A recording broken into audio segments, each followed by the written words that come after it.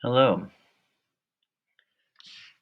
Since you're watching this, you presumably know that I have gone on to a better place. And in this video, I will detail who gets what from my will. So, first, it's not that video. What? Okay, let's talk about osmosis then. So,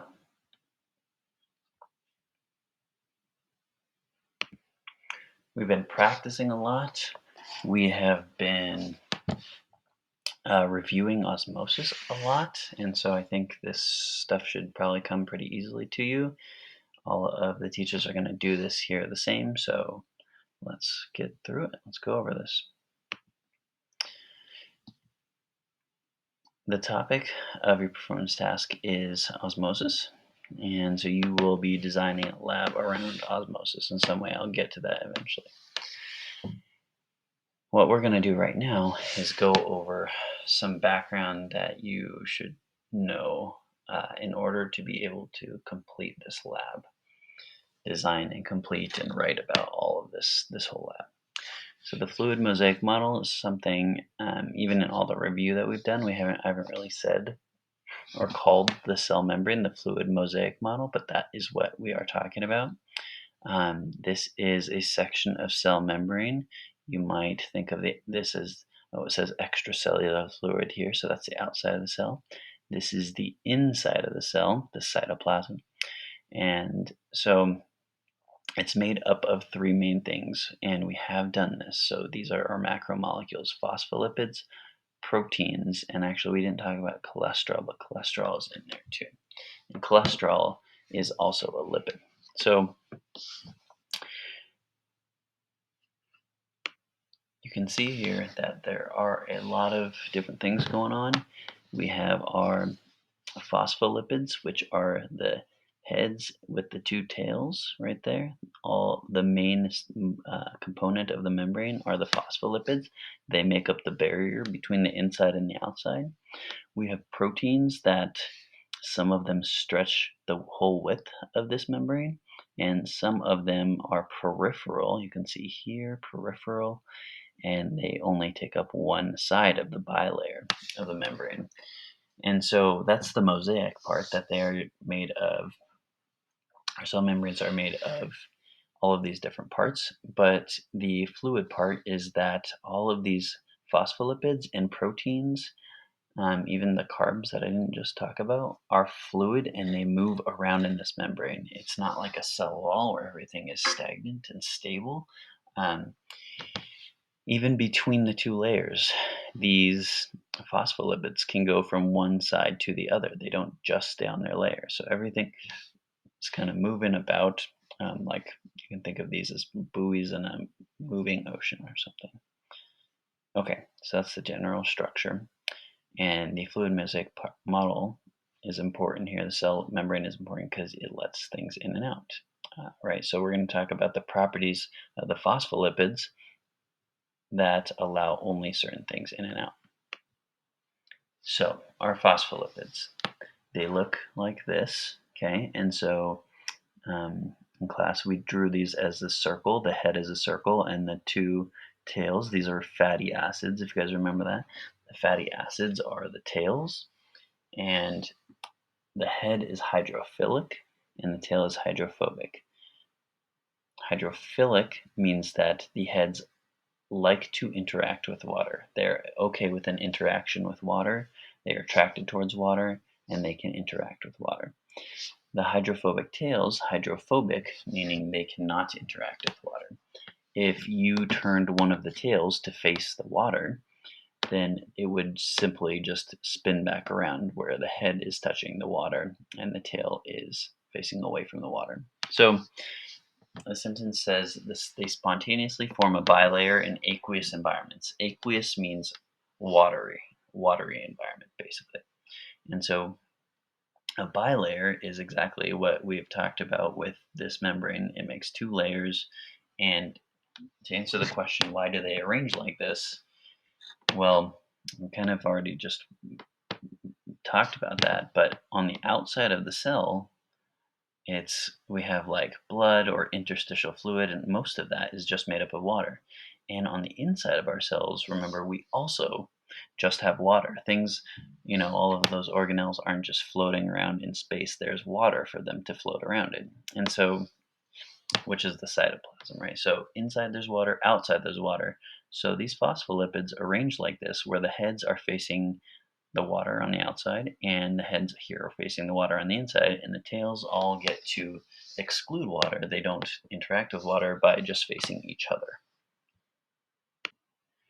A key characteristic of the membrane is selective permeability, or we could call it partial permeability, as you saw on a review sheet recently. And so, to answer this question, how does this layer prevent things passing through? Well, we know that the inside, so let me explain what we're seeing here. So the tops here, if we can use this pen, this section here are the heads, the hydrophilic heads, and the inside are the hydrophobic tails. So the majority of this membrane is hydrophobic, like the biggest part of this barrier is hydrophobic. So what things can pass through? Well, mostly things that are hydrophobic are able to pass through, at least much better than things that are hydrophilic, because this fat hydrophobic barrier will bounce things back out, hydrophilic things back out. And so if you need to get a hydrophilic thing into the cell, what we need to do is have this protein, okay? So back in the fluid mosaic model, we saw these proteins. This is one that crosses the whole bilayer, and it allows things to go through. This here you can see says water channel, and so water is obviously hydrophilic. Okay, water is polar, water is hydrophilic, and so water, when it tries to go through here, it is small enough oftentimes to get through, but for a lot of water at once, it's gonna just get bounced out. So what we need is a water channel, a protein that allows water to go through to the other side. Okay. In order to get what it needs, a cell has different types of transport that we talked about: diffusion, osmosis, facilitated diffusion, active transport, and osmosis being an important one of those. So diffusion occurs when we have, say in this picture right here, we have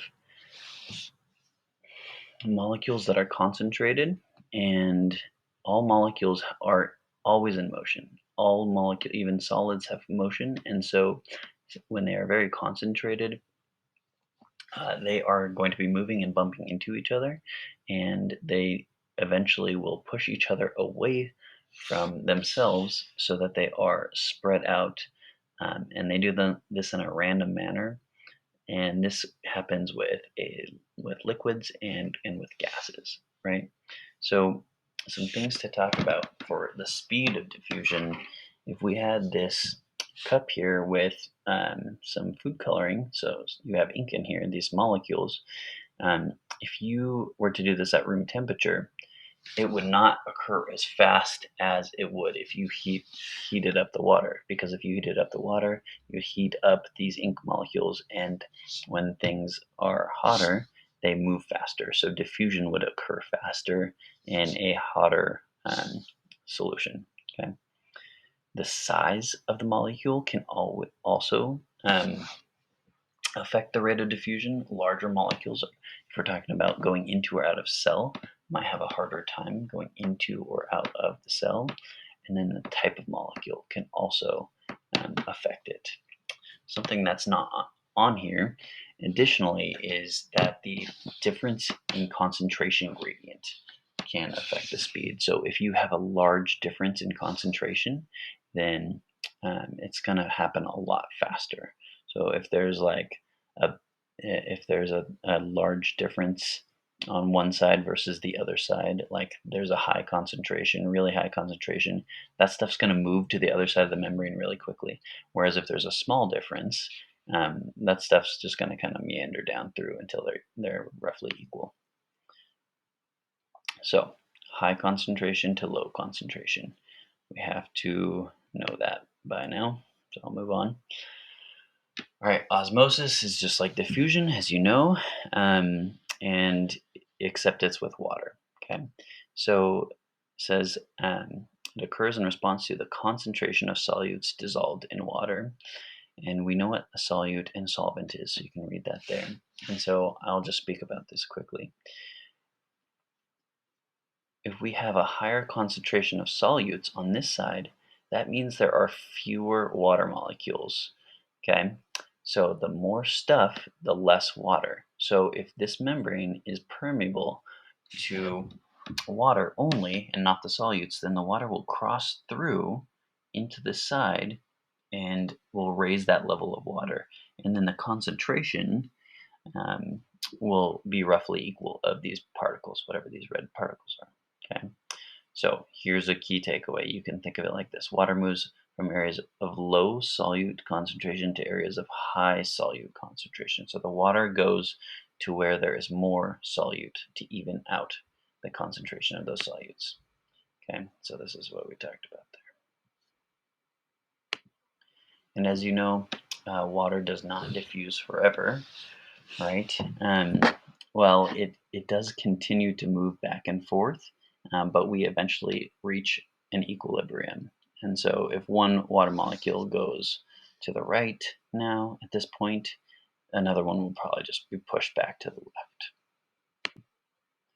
So here we're going to pause the video, and I'm going to have you guys grab a book, and we're going to do some background reading from these pages. I know you know a lot about this already, but what I want is for you to take some notes so that you can have references from the book that you can cite in your background paragraphs or in your discussion paragraphs, as we've talked about for lab writing. Okay, so read through those 2 pages. It's really quick, and I just want you to try to get some good citations so you can get some direct quotes from the book, so that you might be able to do that more easily in your lab report and you're more prepared.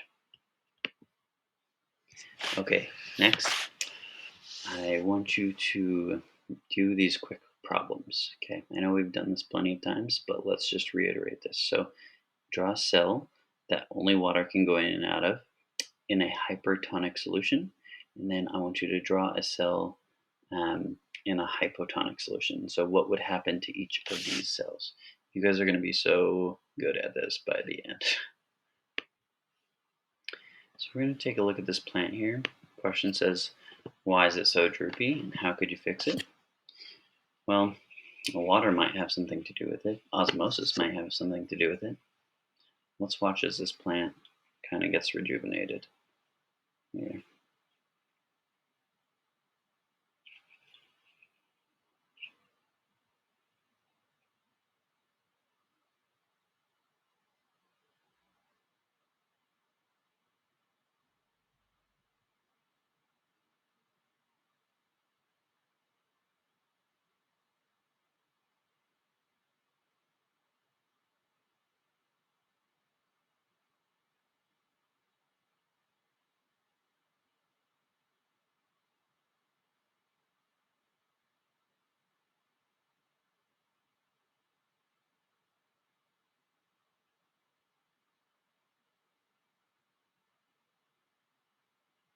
So if this plant has been watered in a long time, right? You've seen plants wilt, and what's gonna happen is as these cells, as the plant cells lose water, their cells become more concentrated because water is leaving them and solutes stay in them. So they're more concentrated with solutes.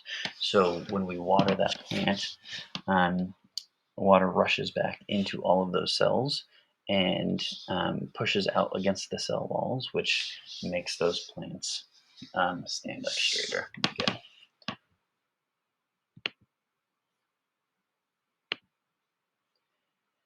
So here's an example of what I was just talking about, right?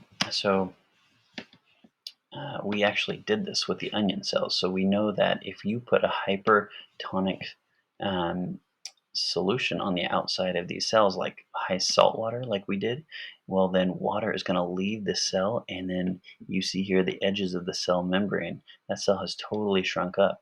And so, where it says osmosis affects cell function, this cell cannot function. It doesn't have the proper water concentration inside it needs to, and plus, everything else is all squished now, right? Here's an ideal situation, and then hypotonic. Um, hypotonic is okay too, but this is essentially where all of this water is coming in um, because there was a higher water concentration out here than there was in here. Okay.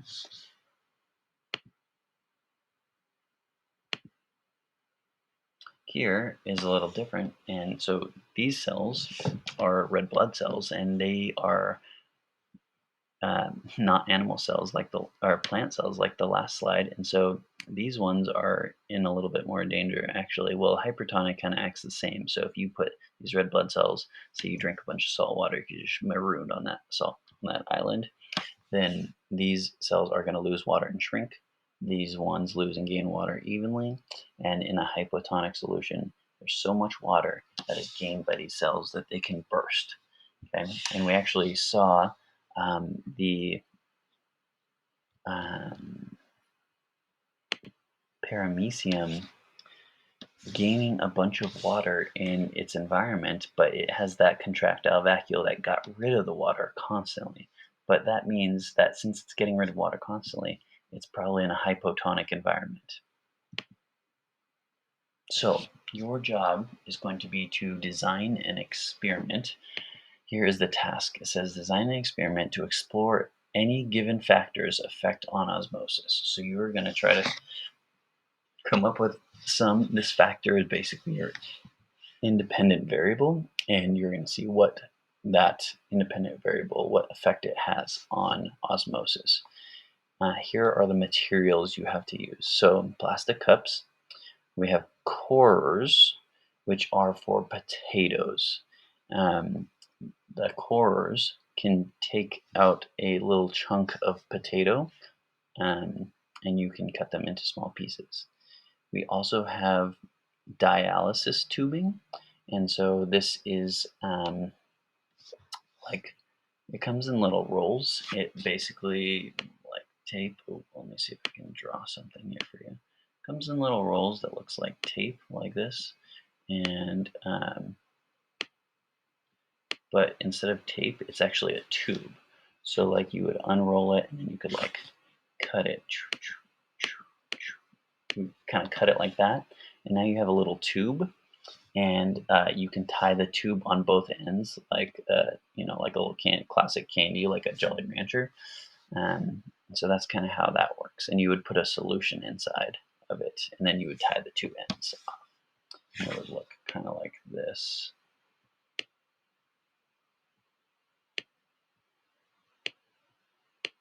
Right, these are the two ends, like the candy, and then you would have some sort of solution in there. So we have dialysis tubing, we have scales, and we have different concentrations of sucrose or sugar solutions. So we have 5 different options for you here. We have 800 grams of sucrose per liter, 400, 200, and 100 grams per liter, and then basically just water. Okay, these will be color coded for you guys to use eventually with food coloring. Okay, so those are the things you have to use, and you guys kind of have to figure out what to do with those things. Um, it's going to be great. Thanks. Best of luck.